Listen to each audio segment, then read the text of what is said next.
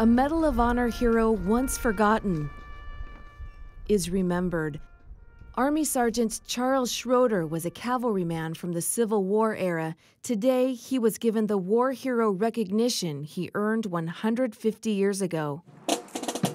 Hundreds paid their respects at the Miramar National Cemetery, including 2 Medal of Honor recipients, veterans young and old, and 36 Army members from Fort Hood, Texas, and Fort Irwin, California, including Brigadier General Joseph Martin. Today we bring Sergeant Schroeder to a place that's distinguished and right for him to rest, a place he properly deserves. And it goes without saying that here in the United States, he fought for his American dream and gave all of us a little piece of it. Schroeder received the Medal of Honor in 1869 for gallantry in action in a fierce battle in Arizona during the Indian Wars.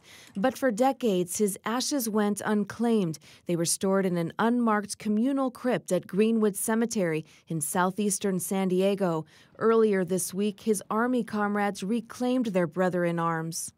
It was just recently that the Congressional Medal of Honor Society traced Schroeder's remains to that unmarked crypt. It was down a long, dark hallway.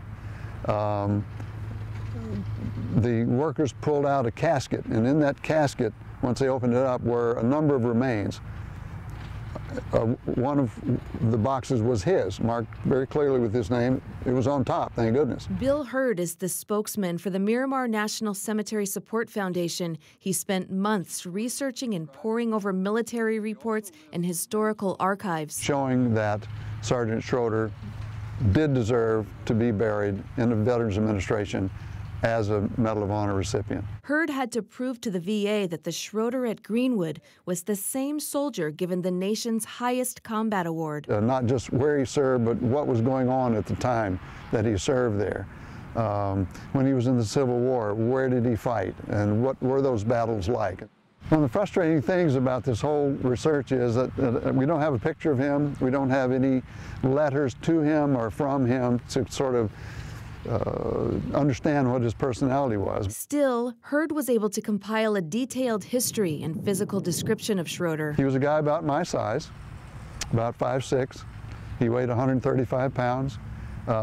He had brown hair, brown eyes. He had, at the end of his career, he had bullet wounds, he had saber scars. He was a tough little guy. Born on the 4th of July in 1837, Schroeder immigrated to the United States from Germany before the Civil War. He came here alone, without any family.